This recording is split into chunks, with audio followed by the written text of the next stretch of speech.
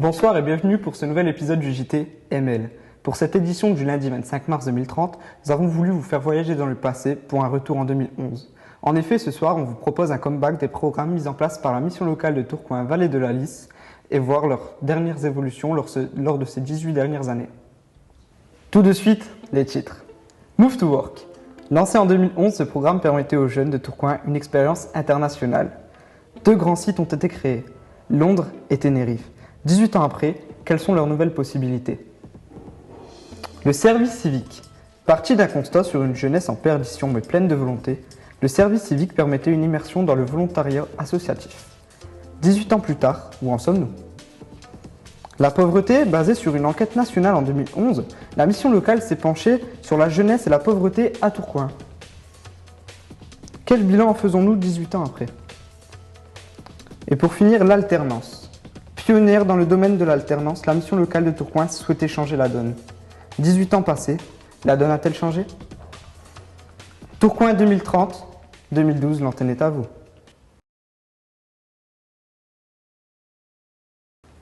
Merci Abdel.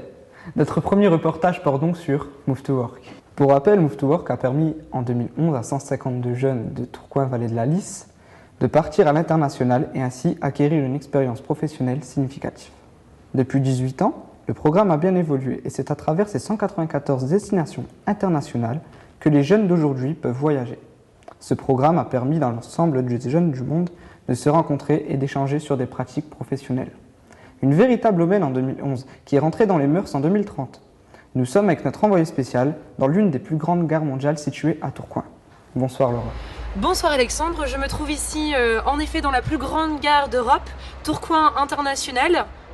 Nous avons derrière nous de nombreux jeunes qui partent à l'étranger, certains même en reviennent. Nous avons de nombreux jeunes qui viennent et repartent de tout le monde entier. Ils ont l'air en tout cas très contents, très satisfaits. Nous avons notamment... Bonjour mademoiselle. Bonjour. Je peux vous poser quelques questions? Oui. Alors dites-moi où vous allez et que faites-vous? Là, je viens de revenir du Népal où j'ai eu la possibilité de faire un service civique dans une association d'aide aux personnes. Cette expérience elle a été un véritable tremplin. Lorsque je suis revenue, la mission locale avait des opportunités d'offres qui correspondaient à mes attentes via la plateforme de Move to Work, comme changer des relations internationales. D'ailleurs, on vous a réservé une petite surprise, grande ouverture sur le monde. Hola, França. Aqui de Brasília. Obrigado. Move to Work. Hola Francia, Madrid aquí, gracias Move to Work. Hello France, London here, thank you Move to Work. Bonjour la France, ici Bruxelles, merci Move to Work, à tantôt. Ciao France, Roma aqui, grazie Move to Work. Hello France, New York here, thank you Move to Work.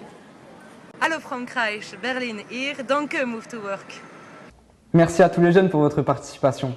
Notre prochain reportage concerne le service civique. 2012, à vous l'antenne. Merci Samia.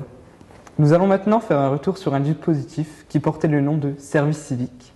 À l'époque, lors du lancement de la première promotion, 192 jeunes de la mission locale se sont positionnés sur le dispositif. 110 jeunes ont été recrutés, dont 67 hommes et 43 femmes. Ils ont été mis à la disposition de 32 associations, collectivités locales, fédérations de Tourcoing-Vallée de la Lys. Souvenez-vous, il y a 18 ans, les stratégies mises en place pour inciter les jeunes et les adultes à s'inscrire sur les listes électorales étaient plutôt étranges et surprenantes. Voyez vous-même.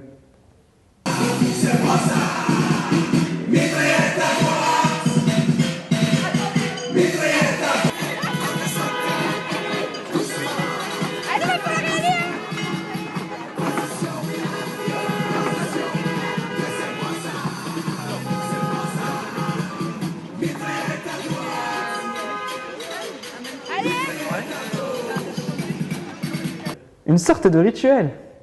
Nous sommes amusés à faire une comparaison sur ce phénomène entre 2011 et aujourd'hui, sur l'initiative des jeunes à s'inscrire sur les listes électorales. Les résultats sont édifiants. Nous rejoignons notre envoyé spécial en direct de la mairie de Tourcoing. En Laura. effet, Alexandre, je me trouve actuellement en ce moment sur le parvis de la mairie de Tourcoing, grande mairie qui maintenant porte le surnom de ville futuriste et qui a obtenu ces derniers temps de nombreux titres honorifiques tels que la ville culturelle, la ville du numérique et surtout la première ville à utiliser le domotique, pour ne citer que cela. Nous allons donc nous apprêter à aller voir quelques jeunes. Ah bah justement, ce monsieur descend. Excusez-moi monsieur. Oui, est-ce que je peux vous poser une question s'il vous plaît ? Oui, oui. Que pensez-vous des personnes qui n'effectuent pas leur devoir civique ? Je comprends pas moi, parce que pour moi au jour d'aujourd'hui c'est normal, puis même notamment s'inscrire sur les listes électorales, je trouve un peu votre question débile. D'accord, très bien. Je rebondis sur les listes électorales justement. On va poser la même question à d'autres jeunes. Bonjour, excusez-moi de vous déranger. Est-ce que je peux vous poser une petite question ? Bah oui, allez-y. D'accord. Que pensez-vous des personnes qui ne s'inscrivent pas sur la liste électorale ? Et vous pensez quoi de l'inscription au permis de conduire ? Ça semble naturel en fait, c'est évident. Pour moi, c'est la même chose aussi, c'est naturel, donc je comprends pas votre question. D'accord, très bien, merci. Donc apparemment tout semble naturel, les listes électorales, le service civique, tout semble très naturel. Voilà, je vous remercie Alexandre, à vous les studios. Les choses ont bien évolué depuis 18 ans. Le BE, étape de bien-être, anciennement service civique, a fait bien du chemin. Il était précurseur de ceci. Regardez. Bonjour, je m'appelle Cassandra, j'ai 20 ans. Je suis aujourd'hui PDG du groupe Futura, dont l'activité se porte sur le textile innovant. Nous avons développé notre savoir-faire dans plus de 1000 filiales dans le monde. Je suis également membre du conseil d'administration de l'association Tourcoing, capitale du textile. Bonjour, je m'appelle Dany, j'ai 20 ans, je suis trésorier à l'association Éolienne. C'est un dispositif sur les énergies renouvelables qui ont pris la place du nucléaire. Bonjour, je m'appelle Lionel, j'ai 21 ans et je suis directeur de la structure Vita Citoyenneté. C'est un dispositif qui consiste à intervenir dans les écoles auprès d'enfants de 3 ans. Nous nous dirigeons actuellement en plein conseil d'administration dirigé par la plus grande présidente du monde associatif. On se fait discret. Nous validons donc l'envoi d'une dizaine de jeunes sur Mars grâce au dispositif Move to Space. Nous validons aussi la diminution de subventions d'aide financière puisqu'à défaut de jeunes en difficulté, nous n'avons pas épuisé l'enveloppe. Nous sommes donc 12 d'accord pour restituer cet argent à l'État. Ceux qui sont pour, levez la main. Contre. Bon. Je crois que le vote est fait, donc je vous remercie, vous pouvez disposer. La réunion est terminée. Waouh, quel beau moment que nous venons de vivre, quel beau programme pour cette association. En tout cas, je vous remercie, à bientôt. Merci pour cet élan de citoyenneté. Passons au prochain reportage. La pauvreté. 2012, à vous l'antenne. Merci Yann. Enquête exclusive. Comment sont perçus nos jeunes par les Français en 2030 ? Alors qu'il y a près de 20 ans, en 2011, une enquête du journal Le Monde a montré le regard négatif de la France sur sa jeunesse. La tendance semble être complètement renversée aujourd'hui. Retour sur cette enquête 2011. Et si la France n'aimait pas les jeunes ? Jeunes jugés intolérants pour 53% des Français. Jeunes jugés égoïstes pour 63% des Français. Jeunes jugés paresseux pour 53% des Français.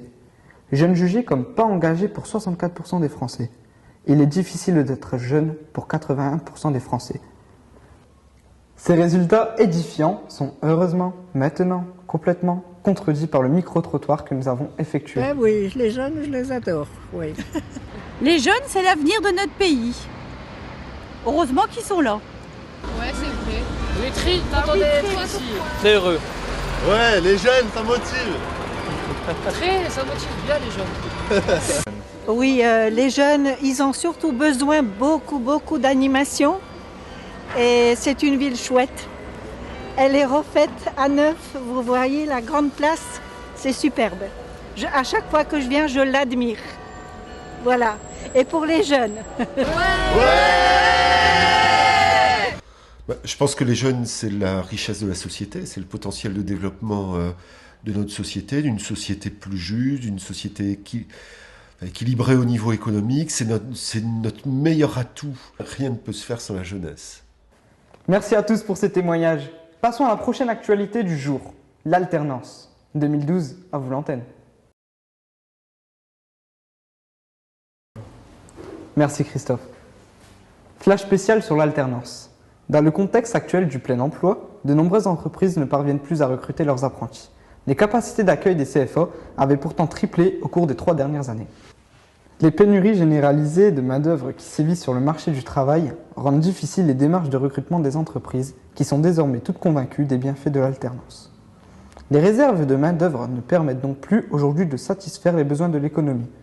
C'est ce que les experts appellent le chômage frictionnel.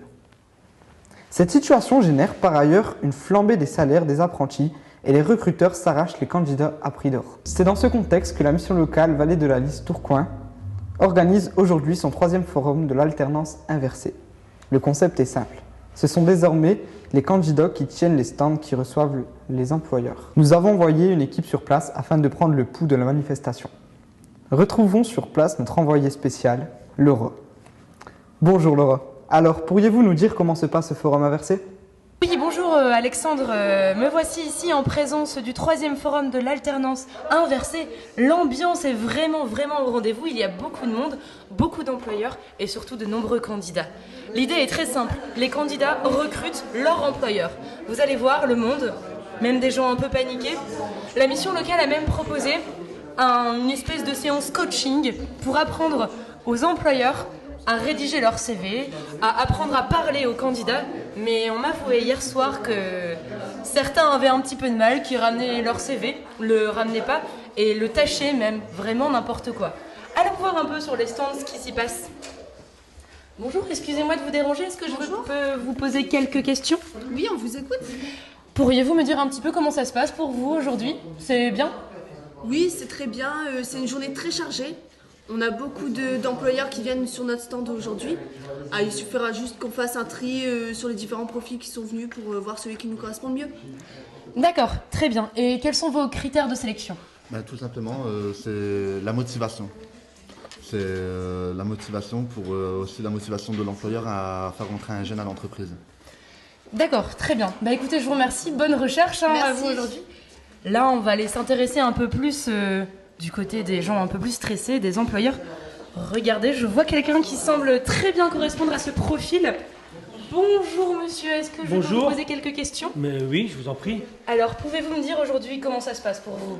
Écoutez, c'est vrai que c'est très difficile pour nous, les employeurs, de trouver aujourd'hui des jeunes qui veuillent bien accepter des postes de travail au sein de notre entreprise. J'ai dû aller à la mission locale pour suivre des cours de coaching, pour pouvoir apprendre à rédiger un profil de poste et pour pouvoir le vendre à nos jeunes. Alors je vous avoue, je suis un peu stressé de savoir est-ce que je vais trouver un jeune aujourd'hui qui accepte un poste de travail au sein de mon entreprise. D'accord, écoutez, je croise les doigts pour vous, j'espère que ce forum fonctionnera pour lui. Merci. Pas de souci. Bon voilà, il est temps pour moi de rendre l'antenne. C'était donc Laura en direct du 3e forum de l'alternance inversée. À vous les studios. Merci Laura pour cet émouvant témoignage. Il nous reste à préciser que face au succès que rencontre aujourd'hui l'alternance, la ville de Tourcoing, qui est devenue capitale de l'apprentissage, verra ouvrir 2 nouveaux CFA dès la rentrée prochaine. Cette perspective laisse présager que l'alternance a encore de très beaux jours devant elle. A bientôt sur notre chaîne. 2012, à vous l'antenne.